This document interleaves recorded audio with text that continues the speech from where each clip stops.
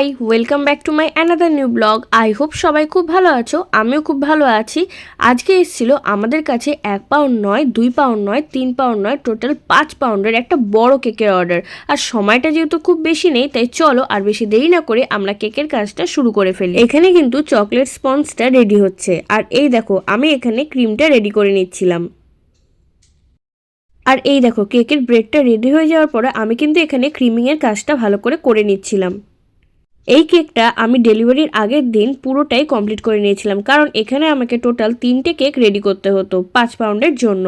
প্রথমে নিচের যে কেকটা থাকবে সেটা ছিল 3 পাউন্ডের, আর তার উপরে কেকটা হচ্ছে 1.5 পাউন্ডের, আর তার একদম সব থেকে উপরে কেকটা হবে 1/2 পাউন্ডের মধ্যে।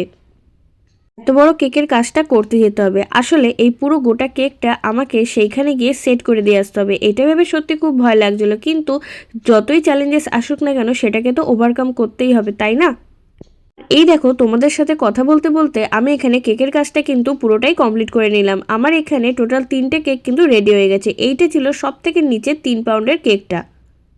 তারপর নেক্সট ডেতে আমি চলে গেছিলাম কেকটাকে সেট করার জন্য। তোমরাও যদি কেউ তোমাদের স্পেশাল ডেতে এত সুন্দর কেক নিতে চাও, তাহলে আমার সাথে কিন্তু কন্ট্যাক্ট করে নিতে পারো। তো চলো আর বেশি দেরি না করে কেকটাকে সেট করে ফেলি। একটা কেকের উপরে আরেকটা কেক সেট করার পরে আমি এই চারপাশটাকে সুন্দর করে বাটারফ্লাই দিয়ে ডেকোরেশন করে নিচ্ছিলাম। বাটারফ্লাইগুলো দিয়ে ভালো করে ডেকোরেশন করার পরে আমি এখানে দেখো ফক্স বলগুলোকে দিয়ে ভালো করে ডেকোরেট করে দিচ্ছিলাম গোটা কেকটাকে। অ্যাক্রিলিক স্পেশারটাকে এর উপরে আমি এবার সেট করে দিলাম। এবার সব থেকে টপে যে কেকটা থাকবে তার উপরে ডলটাকে আমি অ্যাটাচ করে দিলাম। এবার অ্যাক্রিলিক স্পেশারের উপরে আমি এই কেকটাকে ভালো করে সেট করে দেবো।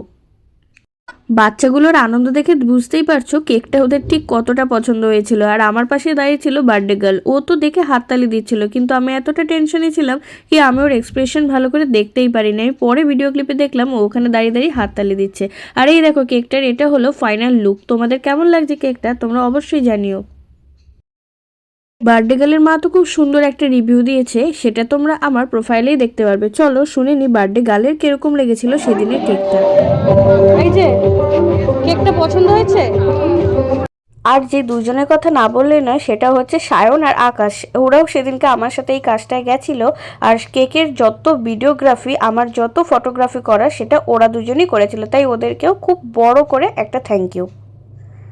এটা ছিল ওই দিনের একটা ছোট্ট মিনি ব্লগ। ভিডিওটা কেমন লাগলো অবশ্যই জানিও। যদি ফেসবুক থেকে দেখে থাকো তাহলে অবশ্যই ফলো করে দিয়ে আমার পাশে থেকো, আর যদি ইউটিউব থেকে দেখে থাকো তাহলে অবশ্যই আমার চ্যানেলটাকে সাবস্ক্রাইব করে দিও। দেখা হচ্ছে আবার পরে কোনো একটা ভিডিওতে। টাটা।